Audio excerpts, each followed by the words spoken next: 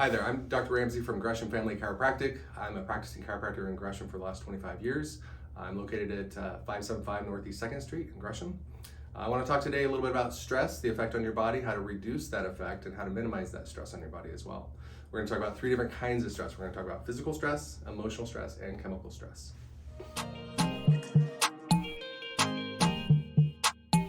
We want to increase our ability to adapt to stress and decrease the effect of stress on our spines and nervous systems. So we definitely want to focus on what you can do, not what you can't. You want to kind of focus on the easy stuff first. So I recommend really making a list of several things that we talk about, maybe put them in order of easiest to hardest, and really start there. Pick the top 3 and go with that. So I call it like low-hanging fruit, go for the easiest stuff first. With regards to postural stress, the easiest ones I focus on are 1, standing versus sitting. That's something I recommend all day long to patients when they're sitting at desks, sitting at home. 1, utilizing spinal supports. 2, try to stand more often, sit less. Standing desks, it's definitely worth the time and investment to make that happen. Try to stand more than you sit. When you do sit, try to utilize things like a lumbar support. Increase the lumbar curve, that keeps your head and shoulders back over your body, so it reduces the stress on your spine and nervous system there as well. Sleeping, utilize a cervical pillow that's properly fit to make sure your neck is staying in line with your body as well. If you're waking with headaches and neck pain in the morning, there's a good chance your pillow is not supporting you as well. Pillow is a much easier place to start as far as addressing sleep issues versus say a bed. So again, focus on the easy stuff first.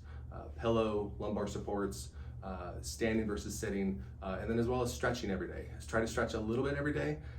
Some people try to attach too much to that and make it maybe too difficult. Stretch a little in the morning before you go to bed, stretch a little bit at night before you go to bed, stretch during the day throughout work, just kind of make it part of your routine, really protect the habit. So if you don't have much time to stretch a little, just maintain that consciousness and that habit to just do a little bit on a daily basis. I think there's more benefit from that than trying to stretch a lot occasionally. So a little bit consistently is better than a lot occasionally.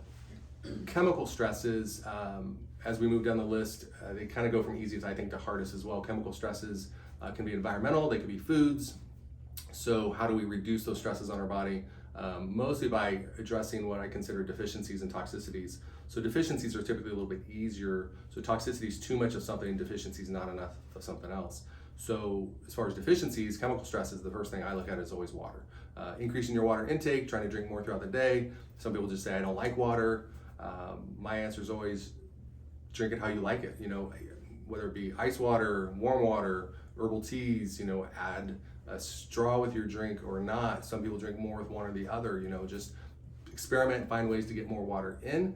It's important when the weather is cold, people tend to drink more hot things like coffee. That can be a diuretic, it can be a stress on the system, it's a stimulant. So try to drink more water, even if it's warm tea as well. So we definitely want to increase our water intake. We also want to work on addressing deficiencies in our diets, such as I recommend all day long that people take vitamin D. With vitamin D, I really recommend people get annual vitamin D checks in their blood. I think that number is just as important as blood pressure or cholesterol number, what your vitamin D number is, because it's highly important. It also dictates how much vitamin D you need to take on a daily basis. Everybody is different. So vitamin D is always my #1 supplement. We just don't get enough of it. And if we do get a lot of sun, a lot of people just don't spend enough time in the sun anyway to make it. So even if it's sunny outside, you need to spend 2 hours with what they consider full sun exposure to really get enough vitamin D. So supplementing vitamin D is really important. Omega-3s I recommend often because it helps moderate inflammation. Magnesium helps decrease tension. It's involved in 800 different chemical processes in the body. So we have a kind of a short list of supplements that we recommend. D is first, fish oil is usually second, and that does depend upon what's going on as far as how much, but just think of those 2 in that order. Next one under chemical stresses would be food. Foods, again, try to focus on what you can change. Try to maybe eat more organic, decreasing toxin levels. Eat more naturally raised meats, again, to decrease toxins coming into our bodies as well. We may consider eating more fresh fiber first in a meal, just to increase more natural foods, fruits, vegetables, things like that, as well as just trying to minimize and decrease sugar intake. Sugar drives inflammation. So like I said, just trying to break those down into more chunkable pieces. Again, increase your fruits and vegetables, again, more organics, clean meats, decrease your sugar intake, try to eat some fresh fiber first. The next one, which is actually emotional stresses, I think is always a little bit harder. I typically look at this as we can't always reduce our emotional stresses, but maybe how we either expose ourselves to them or increase our ability to adapt to stresses as well. One would be even just regular exercise on a daily basis. Even if it's just walking more.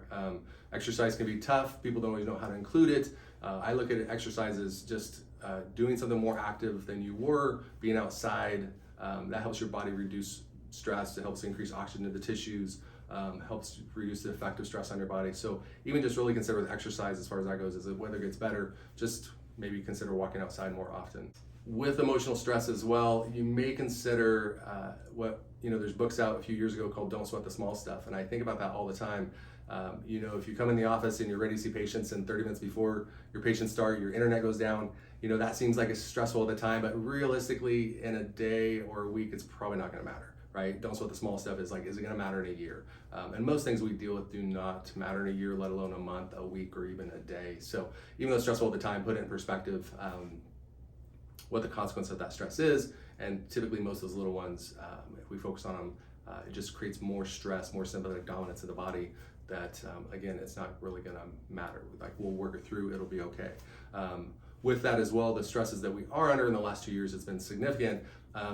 There's recommendations, and I agree, is you may consider, especially with what's going on right now, is even a news fast or social media fasts, or take your break from those things that compound stress on our body. How we deal with stress is that the body always responds to stress in the same way, whether it be physical, chemical, or emotional.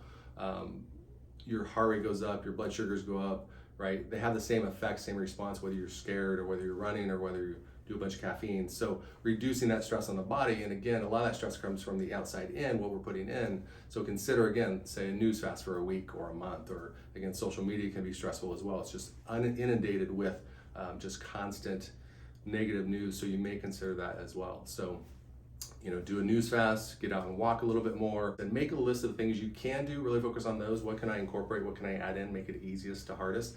The last one, kind of a bonus one that I consider is, as chiropractors, when we adjust the spine, what we do is we look for stress in the spine, stress and imbalances, and we adjust it to remove that stress. So that makes your body more adaptable to stress.